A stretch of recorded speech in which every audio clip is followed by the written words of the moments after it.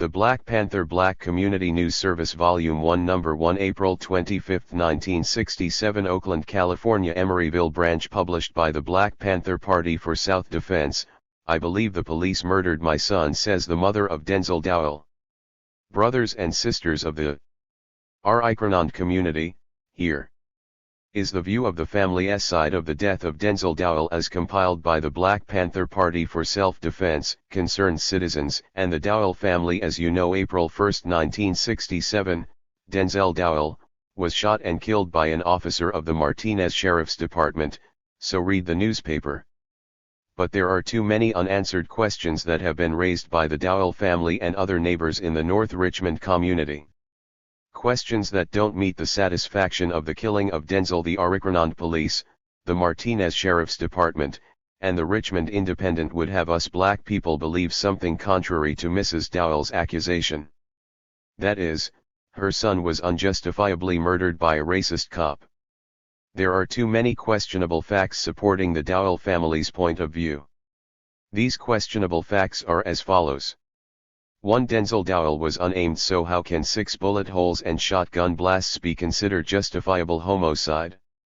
2. Why did the newspaper and police say only 3 shots were fired when the coroner's report and surrounding NABQRS established the fact that 6 to 10 shots were used and heard? 3. The police and the newspaper stated that the time of the shooting was 4:49 p.m. to 5:01 a.m., yet Denzel Dowell's sister and neighbors in the area testified to hearing shots at 3:50 a.m. 4. Only Richmond police were first seen on the scene, not until later, around 4:50 a.m. Were Martinez sheriffs seen on the scene where Denzel Dowell was murdered? 5. The police reported that Denzel Dowell was running and jumped a fence and ran to jump another when he was shot. The Dowell family knows that Denzel had been injured in the hip in a car accident some time ago, and after leaving the hospital could not run much at all, let alone jump 2 fences with a hammer in his hand. 6. The lot that Denzel was supposed to have run across between the 2 fences is an old car junkyard loaded with grease and oil, and why wasn't oil found on his shoes? 7. The coroner reported that Denzel Dowell bled to death. Where was the blood where Denzel Dowell lay? Denzel's sister remembers that night, says she very little blood. She said she never saw a pool of blood, and yet the coroner said he bled to death after being shot 10 times. 8. Denzel Dowell was found by his brother and friend, and they noticed that no attempt had been made by police to summon a doctor or to save his life. 9. The family of Denzel Dowell has been denied the right to see or have the clothes that Denzel was murdered in. They want the clothes to see how many bullet holes the clothes have in them. The family was also denied the right to take pictures of his body so they could check for numerous bullet holes. 10. The newspaper came out with a statement of justifiable homicide 2 hours before the jury gave its verdict. The foreman of the jury could not read. A biased jury of 10 white people and 2 Negroes protected the racist cop who murdered Denzel Dowell. 11. The Dowell family also notes a very important fact. The cop who shot Denzel Dowell knew him by name and had stopped Denzel and hollered to him many times, "Denzel Dowell, give me your identification." The cop had at times threatened to kill him. The Dowell family and concerned citizens have called for a grand jury investigation and are demanding that all law enforcement officers change their policy of killing people over property. On April 18, a group of concerned citizens went to discuss this proposal with Sheriff Young of Martinez.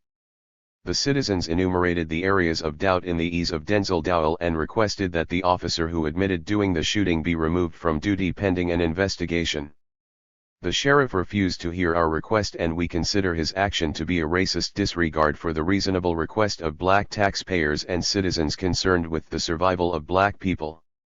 Let us organize to defend ourselves. We believe we can end police brutality in our black community by organizing black self-defense groups that are dedicated to defending our black community from racist police oppression and brutality.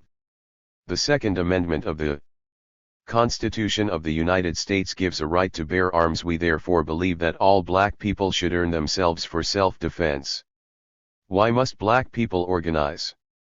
The murder of Denzel Dowell, April 1, 1967, her in North Richmond, the murder of two black brothers a week before last Christmas here in North Richmond, the brutal beating of a black woman here in Richmond, the killing of George Thompson in Hunters Point, San Francisco in September 1966, the beating of a 14-year-old girl in East Oakland in October 1966. These are only a few of the murders and brutal beatings by racist cops that have happened and been reported in the newspaper and are know about in the black community. Brothers and sisters, these racist murders are happening every day. They could to any one of us. Brothers and sisters, we must unite. Many other murders and brutal beatings have taken place without us doing much of anything. But let's stop it now with some real nitty-gritty political action. Armed black brothers in Richmond community. 15 black brothers, most of them armed with Magnum 12-gauge shotguns, rifles, and sidearms, held a street rally at the corner of 3rd and Chesley in North Richmond last Saturday afternoon about 5 p.m. The nice thing about these bloods is that they had their arms to defend themselves and their black brothers and sisters while they exercised their constitutional rights, freedom of speech, and the right to peacefully assemble.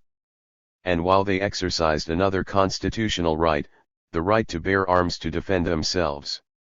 The racist cops could only lock on. The dog cops made no attempt to break up the meeting ilka they generally do when black people get together to sound out their grievances against the white power structure. The point to get firmly into your mind is that both the black brothers and the racist cops had power. They had righteous gun power, but the significant thing is that the black brothers had some of his power. In the past, black people have been at the mercy of cops who feel that their badges are a license to shoot, maim, and outright murder any black man, woman, or child who crosses their gun sights. But there are now strong black men and women on the scene who are willing to step out front and do what is necessary to bring peace, security, and justice to a people who have been denied all of these for 400 years. At this rally, the brothers were uptight and knew exactly what they were doing at all times. They knew that they were acting strictly within their rights. These brothers have become aware of something that the white racists have been trying to keep secret from black people all the time, that a citizen has the right to protect himself. They were ready to ensure that the rally went ahead as planned, without any interference from outlaw cops who wanted to suppress the meeting so that other black people would not get the message.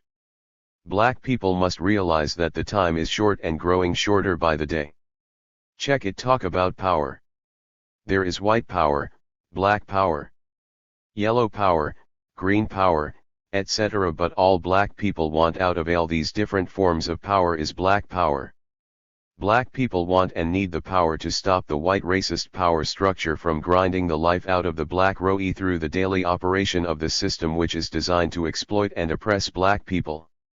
The beautiful thing about the brothers who held the rally is that they are organized, disciplined, and politically aware of the ins and outs of the problems facing black people throughout the Bay Area in particular. When the cops came rolling up looking, the brothers spread out all across the street waiting for some fool cop to try and start something. The brothers were organized, so, brothers and sisters everywhere, righteous black power organized is where it's at. The Black Party for Self-Defense really has something going on. These brothers are the cream of black manhood. They are there for the protection and defense of our black community. The black community owes it to itself, to the future of our people, to get behind these brothers and to let the world know that black people are not stupid fools who are unable to recognize when someone is acting the best interest of black people. These brothers have a political perspective. Most important, they are down here on the grassroots level where the great majority of our people are. The Black Panther for self-defense moves. The party takes action. Everybody else just sits back and talk. All black people know what needs to be done, but not all of them are willing to do it. The white man has instilled fear into the very hearts of our people. We must act to remove this fear. The only way to remove this fear is to stand up and look the white man in his blue eyes. Many black people are able nowadays to look the white man in the line thins out when it comes to looking the white cops in the eye. But the white cop is the instrument sent into our community by the power structure to keep black people quiet and under control.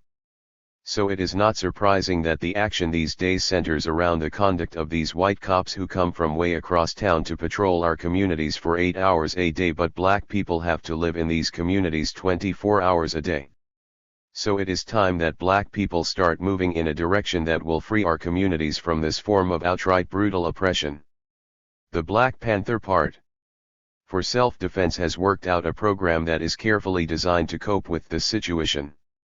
Black men, it is your duty to your women and children, to your mothers and sisters, to investigate the program of the party. There is no other way. We have tried everything else. This is the moment in history when black people have no choice but to move, and move rapidly, to gain their freedom, justice, and all the other ingredients of civilized living that have been denied to us. This is where it is at. Check it out, black brothers and sister. This is our day.